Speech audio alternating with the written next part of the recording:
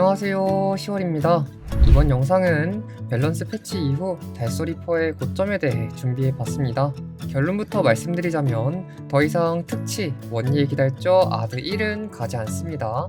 지금부터 그 이유를 말씀드릴게요. 참고로 남 에디터 트리를 기준으로 연구한 내용이니까 참고해주시면 감사하겠습니다.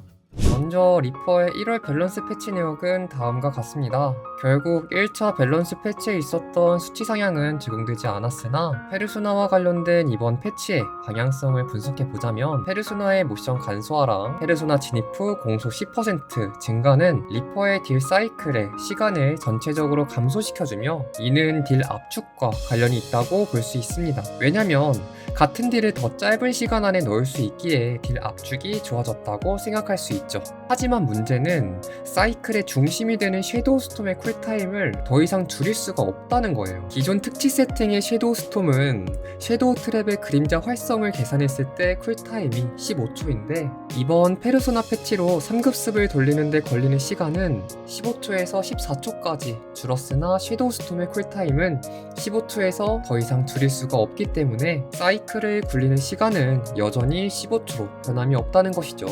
이런 이유로 기존 특치 리퍼 유저들이 이번 패치는 딜적인 부분에서 상향이 아니다 라고 말을 한 건데요. 실제로 맞습니다. 수치 조정이 롤백 되고 특치 리퍼의 딜 상승은 거의 없었습니다. 그럼 이번 페르소나 패치는 단순히 유틸성 향상 패치로만 이해해야 하나요?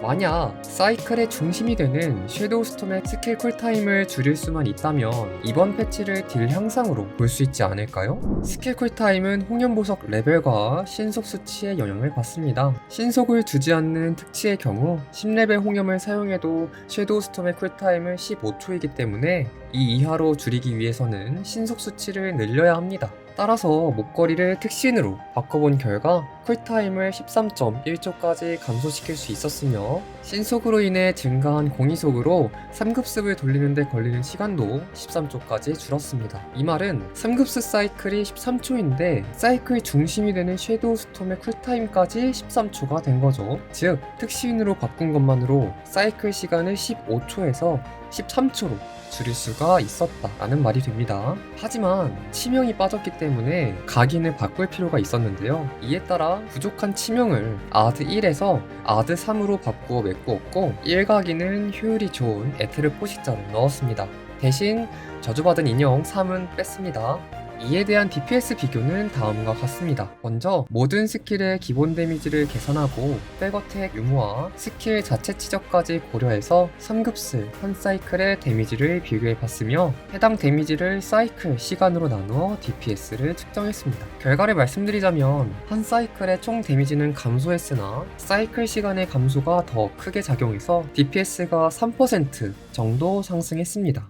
이 결과를 바탕으로 각각의 세팅의 장단점을 비교해 볼 건데요. 먼저 전체 딜적인 측면에서는 기존 세팅보다 특신 세팅이 3% 더 강합니다. 그리고 특신 세팅은 저밭을 사용하지 않고 에티르 포식자 1까지 사용하고 있기 때문에 안정성이 비교적 올라갔다라고 볼 수 있으며 빠른 공이속으로 포지셔닝에도 유리하다라고 볼 수 있죠. 다만 한밤 딜은 기존 특치 세팅이 6% 정도 더 높게 나옵니다.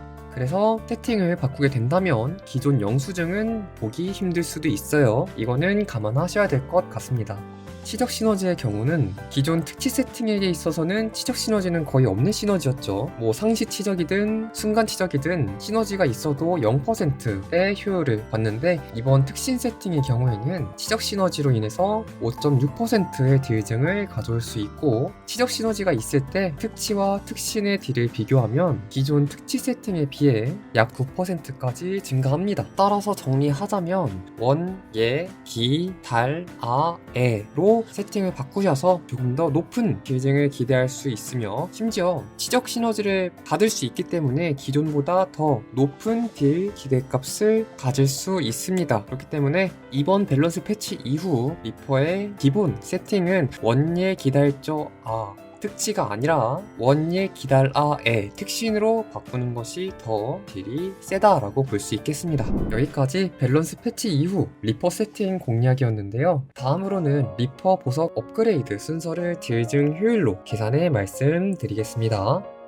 7레벨 멸홍 기준으로 말씀드릴게요. 첫 번째는 섀도우 닷과 섀도우 스톰 9레벨 홍염이 가장 길증 효율이 좋고요. 두 번째는 급습 스킬의 9레벨 멸화. 순서는 레이지, 라그, 퓨리 순으로 맞춰주시면 되고, 세 번째는 섀도우 닷과 섀도우 스톰 10레벨 홍염, 그 다음으로 퓨리 8레벨 홍염이 그 다음 순서가 되겠고, 네 번째는 급습 스킬 10레벨 멸화로 바꿔주면 되겠습니다. 마찬가지로 순서는 레이지, 라그, 퓨리 순서대로 업그레이드 하시면 될 것 같아요.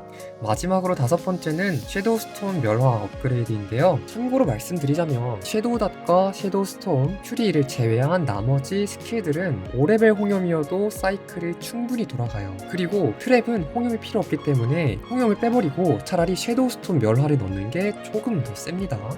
여기까지 보석 딜증 효율을 계산해서 업그레이드 순서 말씀드렸고요. 이렇게 리퍼 공략은 여기서 마무리하도록 하겠습니다. 도움이 되셨다면 구독과 좋아요 부탁드리고, 위 영상과 관련해서 질문이 있는 경우엔 언제든 댓글에 달아주세요. 시청해주셔서 감사합니다.